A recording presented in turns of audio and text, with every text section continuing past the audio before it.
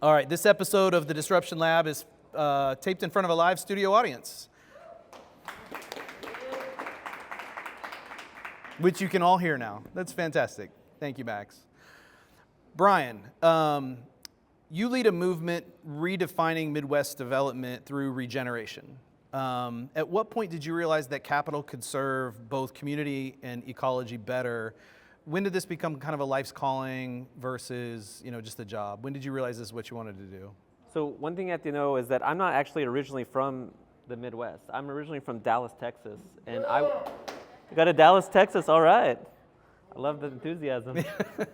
I came here looking for a big problem to work on.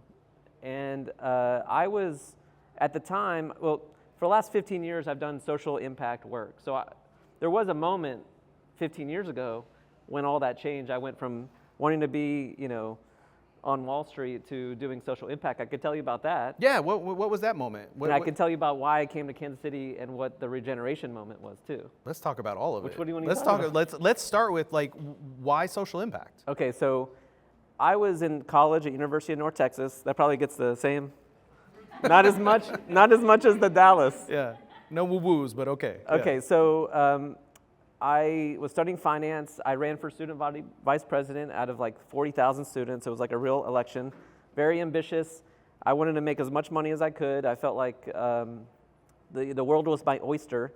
And I lost the election by 300 votes out of 40,000. And so my backup plan was to go learn Spanish and live in South America.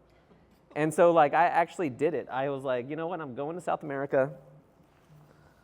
Put my phone off. And I lived in Buenos Aires. And I watched that movie Motorcycle Diaries a few too many times. If you guys have ever seen that movie, definitely recommend it. So after I lived with the family, modest means, and I backpacked from the bottom of Argentina up through Chile to Peru. And it was in Peru and in South America where I was really exposed to extreme poverty. And I come from a middle class family.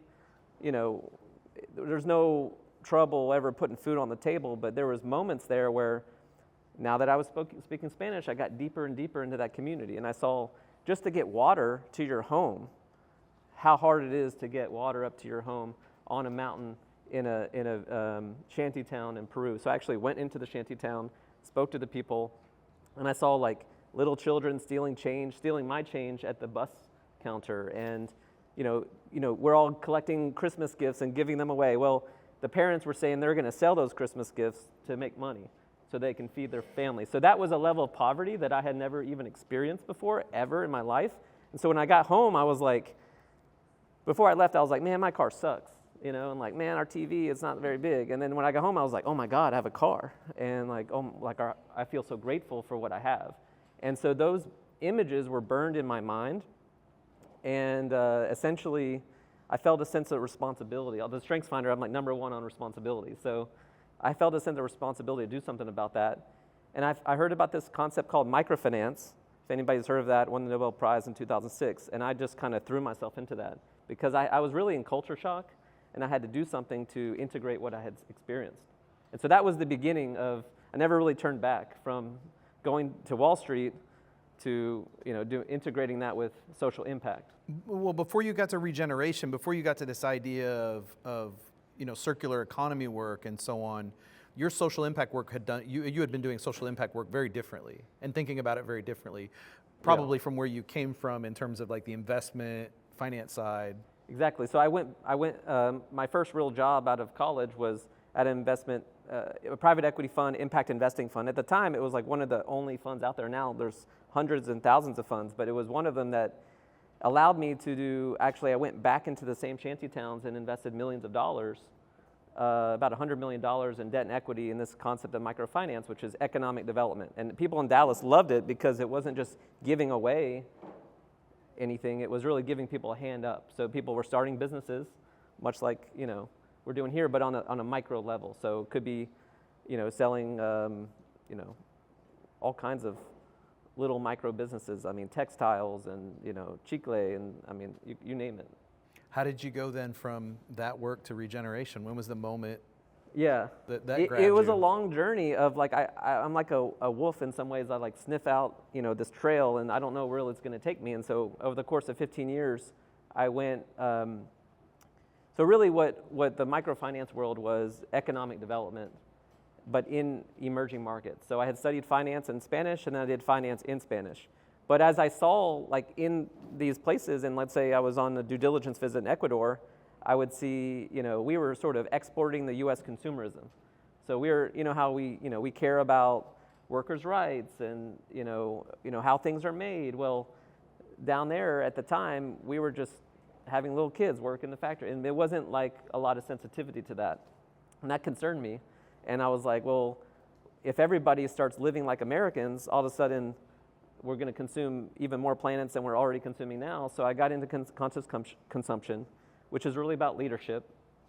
And I basically joined as CEO of an organization called Nexus, which is the largest young wealth network in the world. So we were having annual summits at the UN, the White House, the equivalent in Europe, Asia, Australia, and we were bringing in like subject matter experts in all kinds of topics. We call it the buffet of possibilities, from solving human trafficking to impact investing to, guess what, regeneration. And that was where I, as a COO, got to play around I was always inviting those speakers. So I had Raj Sisodia from Conscious Capitalism was a big one. I had John Fullerton, who wrote the Regenerative Capitalism paper, and essentially that was regenerative ag. And so I basically got to hang out and learn from these experts. But what happened was, at the end, everybody, when you're on stage in these beautiful places and beautiful people, it's like people talk a lot of big ideas. And I was like, well, when I walk around Dallas and Main Street, I don't really see these ideas actually being implemented.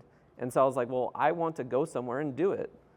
And so that really is why I decided I wanted to come to Kansas City. And that's what we've been doing for the last 5 years. So when we talk about regeneration, it's the idea of restoring value. I think the references to circular economy, climate justice, things like that. How does that translate into real world change in communities like Kansas City's Blue River Valley? Blue River Valley. Yeah, regeneration, just a caveat, it means a lot of things to a lot of people, and some people think it means one thing, and we have some really good definitions on our website, regeneration.us. So there's actually a lot of different lineages to regeneration. There's a lot of people that came to this idea from the indigenous perspective, and on the science perspective, and on the finance perspective. And there's some big giants like Carol Sanford and Regenesis group. That's the group that I was studying with. And so I come with a particular methodology, but there's other people that come at it from completely different perspectives. But for us, we are very place-based. So normally when you have a big company and you want to scale, you say, well, where's the best place in the world to scale my company and choose where I put my factory? We did the exact opposite. We started with this place called the Blue River Valley, which is from the Missouri River and Blue River, I'm pointing at something, the Missouri River and Blue River confluence to the stadiums. So that east side area, which used to be the industrial engine of the city, the pinnacle of innovation actually. So Ford, after we were on horses and buggies, now we have this thing called the Model T.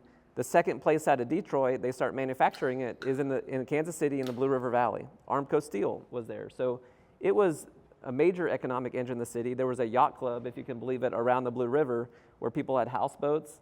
And so really, in terms of regenerating it, we took a place-based approach, and to really simplify what I'm saying, we studied it. We do what we call in Regenesis the story of place. What's the human story? What's the natural story? What's the community story? What's the industry story? And we sort of layered them on top of one another and went back the last 100, 200 years. Some people, they go back 1,000 years, but we just did a couple hundred years to try and understand where have we come from and how did we get here in order to essentially come up with an intervention roadmap and an investment thesis.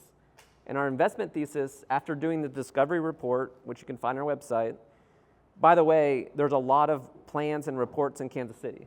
And that was one of the things that we heard when we talked to the community was like, please, for the love of God, don't write another report and not do anything. And so we were like, okay, let's put, and what we did is we did pilots. And my co-founder of the foundation is Bob Berkebile, and he helped this man, Jaime Lerner, where they were prototyping this idea called urban acupuncture. And that's just a lot of different pilots and a lot of different concepts. Think about acupuncture. letting the energy release in a place that has received a lot of trauma and a lot of issues. I mean, I could go on and on about why the area is in extreme economic, social, and environmental decline. But we were like, that's a big problem, let's regenerate it. And so we did the discovery report. We did about $1 million worth of pilots, all different things. And we were able to generate about $20 million worth of economic investment. And full stop, that was like a couple years ago. And now we're saying, where do we go from here? Let's scale a few larger projects. And that's kind of where we're at now. Brian, you've described regeneration as a cultural issue as much as an investment, as much as the investment side. What cultural barriers have you run into, that you've encountered as you've gone through this work, and how do you start to shift the mindset as part of what you do? Yeah, I mean, language is a barrier. Like, you can even see the words that I'm using. It's like, what does urban acupuncture mean? And like, that was me and Bob. We were just saying very technical words, and it's like, nobody knows what we're talking about. Let's, like, my whole thing now is like, I'm trying to speak in very plain language and not use all these buzzwords. And like, because sometimes there's some quote, I'm not going to completely misquote it, but it's, you actually think that you're communicating, but your message is not landing. Like, language would be a big one. In terms of cultural, like this area of town, I mean, I don't need to tell y'all, but for the last 50 to 100 years, after Armco, after Ford, after GM, they all left. It's just been in steady decline, and it's not a priority. It's like, how do you make something that's like 11th on the list to be, to get any movement in City Hall? And I'm not throwing shade on anybody, but it does take, that is a barrier in terms of just like the usual, priority list, and it's not downtown, and it's, maybe not, it's a little bit, it's hard work, it's long-term work. We're thinking in decades, we're not trying to get a short-term win for, the next election. This is like, we're trying to plan for long-term. That in of itself is a cultural issue, because when are we thinking in 10-year terms, like decading versus 1 year? So those are some things that come to the top of my head. I actually found a book in Kansas City from the 1700s, and I was able to find it where it talks about Benjamin Franklin, and and it talks about spiritual regeneration, and it refers to Benjamin Franklin talking about that. So like this idea goes pretty far back into our nation's history too. And so our thing on the Blue River Valley is just kind of communicating our investment thesis, which is recruiting the best technology of the day, uplifting existing companies, and existing sites. Like, there's a lot of brownfields. And one thing that I think is a good metaphor that I'll just throw out there is like, when people, like, I'm not originally from Kansas City, but when people say Kansas, they think Kansas, Wizard of Oz, and it, like immediately goes there. I don't know if you're talking to people from out of town, I get it a lot. But a lot of people don't know this, but in the Wizard of Oz, every single one of those actors, the Tin Man, the Lion, Judy Garland, they all got sick. They got sick because they were using like asbestos in their set design. And that's really the story of the Blue River Valley. Like, we built this amazing industry, but we left a lot of contamination. And who wants to clean up their dirty laundry? That's really what our work has been in the Blue River Valley, like really facing that, regenerating it, finding productive uses for these sites. And there's thousands of acres just sitting there. Brian, when you talk about investment, whether it was your original investment, impact investing work that you did, or even the work that you're doing now in the Blue River Valley, how do you make decisions around where those investments need to go to ensure that they're catalytic versus, extractive to those communities? How do you think about those decisions? So we thought about it in terms of community, nature, and industry. So in those buckets, with the communities, we held listening sessions, we met the neighborhoods, and we actually wrote checks to the neighborhood presidents where they said, this is catalytic for my neighborhood, and they decided what to spend the money on. So in Dunbar, it was an agricultural plot and buying some of those vacant lots that are just sitting there with trash on them. In Eastwood Hills, it was different. It was like getting security for their and a new copier and fixing their building, and working with the school adjacent to their site. So we actually let the community decide on the community part. On the industry part, we obviously started to see trends and patterns, and that's part of the regenerative story is like, once you go all the way back, you start to stitch things together, and around Armco Steel, there was a lot of different, you see the catalytic converter signs and all the metal recyclers, and part of that is annoying because somebody's getting their catalytic converters, but on another level, there's some really amazing companies like Urban Lumber and Missouri Organic, and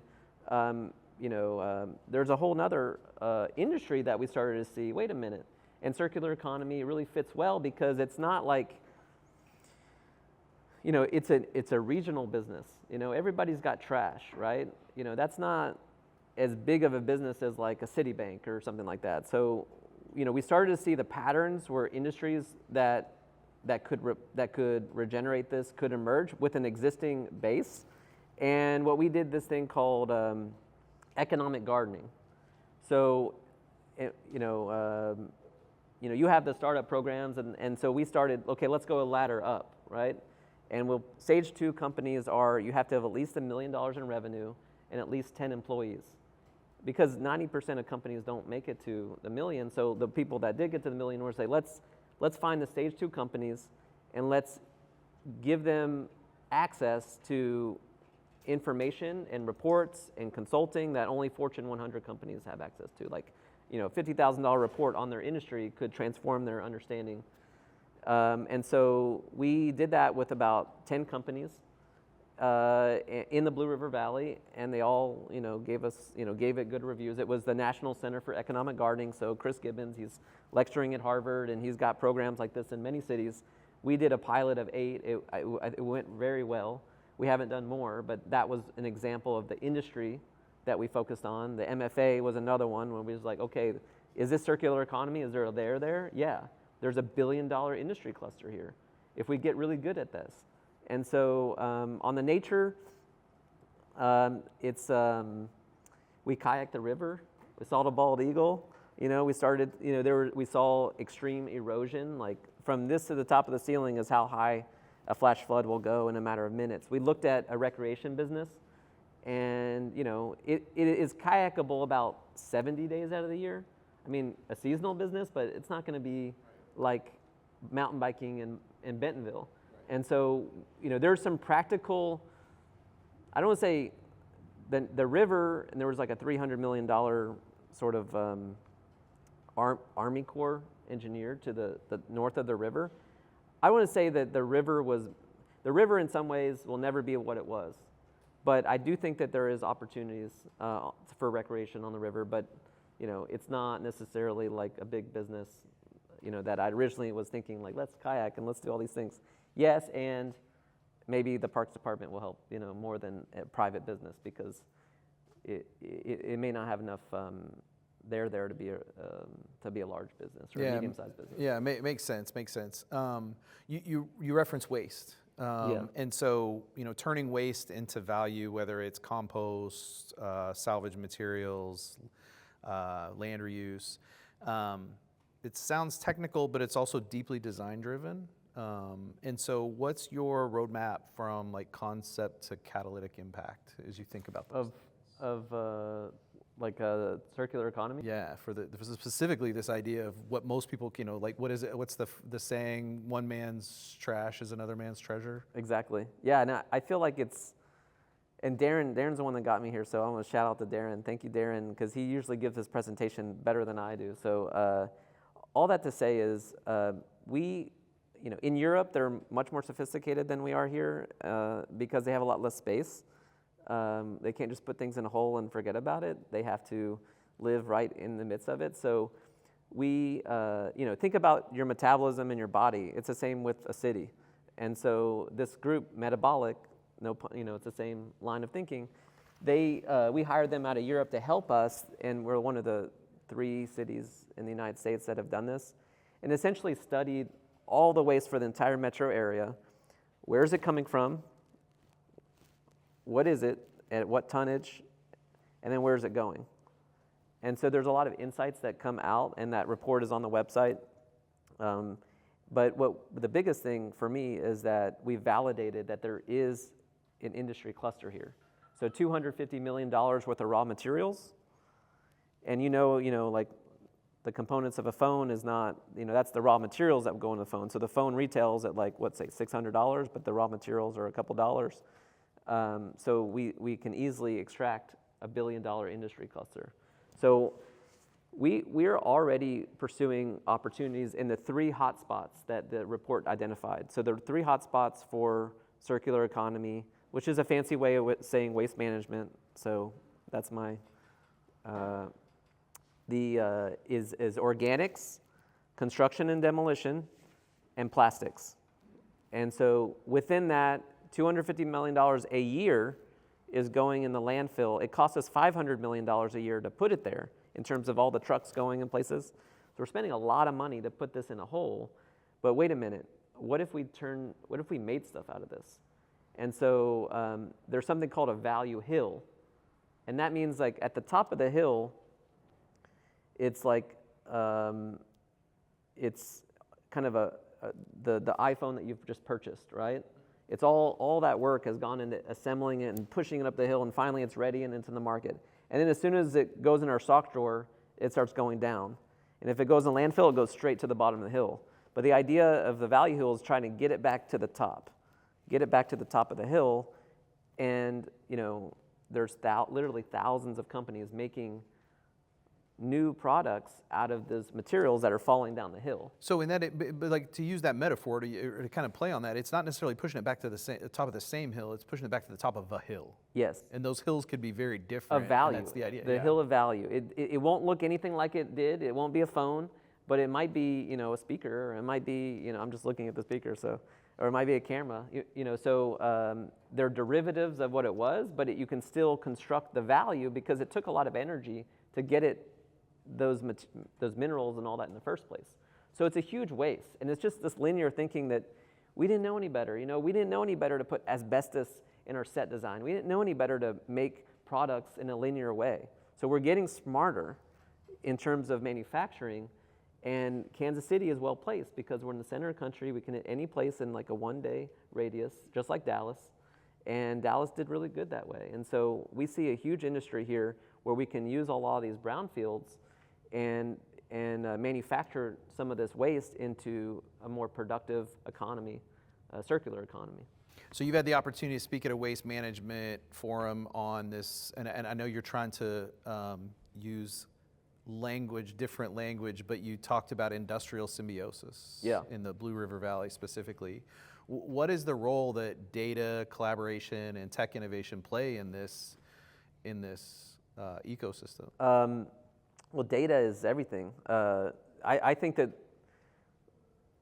10 years from now, we're gonna know a lot of answers to questions we don't know right now, right? Like, we don't have AI cameras reading every dumpster in the city, sending us back, literally. With this MFA, for example, we're at a once in every 3 years frequency or something like that. If we were to fund that program every time, but we could actually move that with the right IoT setup to a daily, stream of information, and all of a sudden, like, you're like Minority Report in the circular economy. It's like a whole nother level. And so you mentioned industrial symbiosis, so that's another fancy word that it shouldn't scare you off, and it's really cool actually because, in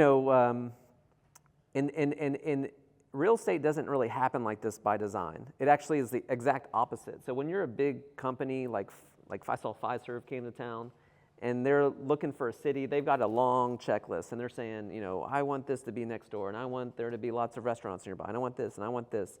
They're not really saying, who should we construct or situate ourselves right next to because of the excess materials or energy that they have.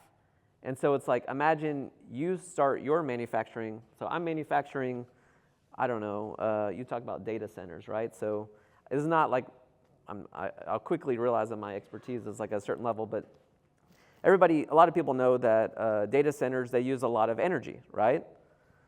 So you could put something next to shout out to Google, put a biochar machine next to a data center. Right. So you're taking waste, and biochar is just a big furnace that heats up, it's like ash. Whenever at the end of your campfire, you see that ash. That's basically biochar. And so you're putting all this, what you call fiber or wood waste or just, pallets, just stuff that it's already been used, it's falling down the hill. Put it in there and it heats it up so you get energy and you can convert that into a building and you can power your data center zero waste. And that's just because you've put one next to the other. So that's an example of industrial symbiosis. And so there should be, if I play this out a little bit, there should be or there could be more intentionality about that location. 100%. Yeah. And so when we start setting up one thing, it might say, well, what goes upstream from that? And what goes downstream from that? And each, adjacent company makes their own product and does their own thing. But there's inputs to that, just like you're buying your raw materials to make whatever you're making, the chairs that we're sitting on. So, what if I had, extra cloth from my clothing line or something like that right next to you? So it's just about taking advantage of those efficiencies. I don't have to transport it anywhere, and I can take advantage of an input. It's probably cheaper just to use that waste material and turn it into value. How do you navigate the partnerships that would require? Like in this work that you're doing, partnerships seem to be kind of key, right? That are very important. So how do you form and navigate those partnerships in this space? I mean, I'm kind of a fan of the saying like partnerships move at the speed of trust. So I think that's what I like about the personalities of people in the Midwest. It's very like down to earth, and you don't get the same.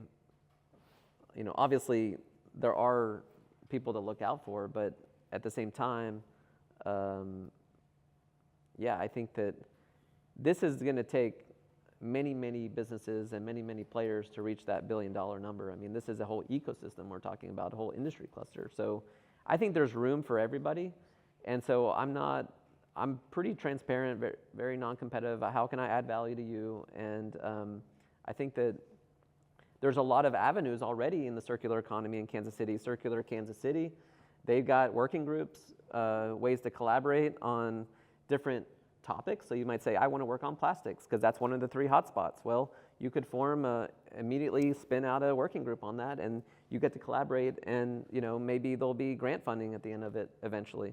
But yeah, I mean, you got to find the right operators, you got to find the right funders, you got to find the right sites, you got to get, I would say, the political leadership has to say, okay, we understand there's a there, people, that this is a serious industry that we need to pay attention to so we can be a leader in the national play, because there's a lot of funds that exist, and they're saying, are you an enabling environment for this? And we're trying to say, yes, but it helps a lot more if you have, we have begun to build those partnerships with the MFA and the following studies. But yeah, I would say can't do it alone. You need a real team, you need community, you need partnerships. And I mean, that is, I don't have anything else to add, but maybe you'll say something else and I'll... May I ask you another question? Is incentive alignment a problem when you talk about these partnerships? You talked about trust, right? That's the relational piece. That's the understanding of, we're all trying to move something together forward, and the belief that everybody's, kind of got a common goal or something like that. When you talk about these, this symbiosis and this opportunity that's in front of them, is incentive alignment possible across political, industry, community? Do you believe that? I think there's some cases where there's no alignment, and there's some cases where there is, It's kind of like a case-by-case basis. I'd say the cool thing about circular economy is that there is a real commercially viable engine behind it. So, we're not grasping at straws trying to... This isn't charity work. There's an opportunity here, yeah. There is a real commercial opportunity here. And so, yeah, but, ultimately, like if you're starting this business and I'm starting the same business, yeah, there's going to be competition, just like any other sector. I think, Yeah, so I would say that, alignment matters, and, personalities. I mean, that just human beings getting to work together on anything is hard. So I would say that in of itself is a challenge. And so it's not like some magic industry or magic pill where everything's suddenly going to work out better than, any other industry. It's the same, it has all the baggage and that you can imagine from other things. However, in competition. I want to shift a little bit and talk about maybe you and some insights, personal insights or leadership insights that you've had or over time in these various roles. So you've had the opportunity to have roles in nonprofit and teaching and investing and design in some of these other areas. What's the hardest lesson that you've learned, while walking in between kind of these various roles or from a leadership perspective? Wow. So the question is, what's the hardest lesson that I learned? Yeah, leadership lesson that you've learned that's maybe got a common thread through the various roles that you've held.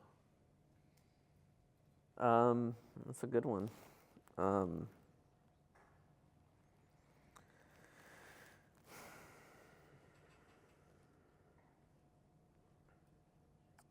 Thinking I'm going to give you a good one.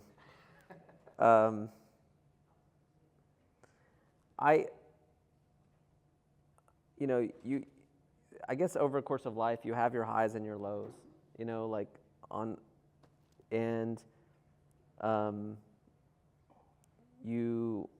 sometimes you meet people at the top of your game, and sometimes you meet them when you're at the bottom, and I just think that it's just important to keep going, keep walking, don't stop, don't get in your head, your mindset is so important, and it's not just learning new information like the AI, that was really interesting. Like that's what you would call horizontal development. So you're learning new skills.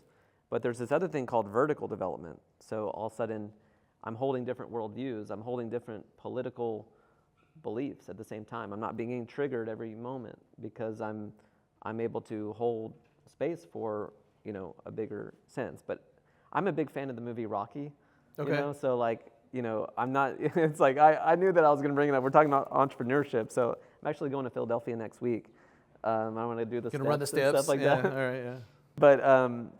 But it really is like, you could learn so much from that movie, like every single one, it's like just having the grit to fight, like nobody said it was going to be easy. Nobody said it was going to be easy to do entrepreneurship and be successful at it. You cannot be entitled. You will get beat up. You will fall off your horse. And so what's going to happen then? Are you going to be a shell of who your potential is? No, you have to fight for it. You have to lift the weights and you have to get your mind right and be around people that are going to bring you up. So I would say, it's really easy to find people to like you whenever you're at the top, but I really care about the people that are there when you're at the bottom. Like to me, it's like the hardest thing is to convince yourself that people are when you're at the top, that all those are your best buds, and that's real. And so for me, I think it's really important to really see the opportunities in the people and try and it's kind of a relentless practice. Like see it for what it is. Try and see, is that contract really going to come in a month? If I really thought about it, is that a real viable opportunity for me? Or is it actually just someone who's wasting my time, that wants to be in the conversation, that has no money? Are you qualifying your customers? Or is this like, you're just wasting time? And so for me, it's about the leadership is in entrepreneurship, at least, it's the resilience. And so it's like fighting, I could, talk about, and a lot of it is fear. Our personalities are like commodities, so what is my Brian Weinberg package, and is it good or not, so I would say just getting right with yourself and your creator is the most important thing, and then everything else kind of falls into place. And so,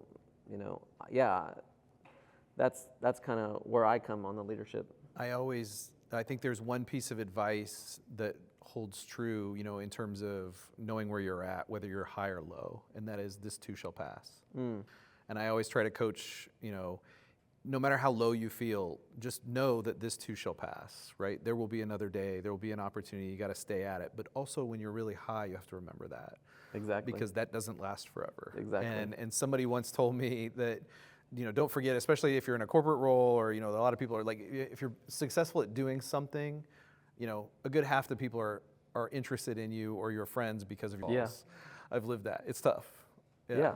And you got to remember that though, in the moment, right? That's, I think, the key to some of those things. Exactly. You took your work to the White House. I think you spoke a little bit about that, advocating for nature as capital. I didn't work there. I attended there a bunch of times. So just to be Yeah. We weren't in the White House as an employee, but you've actually had the opportunity to do that.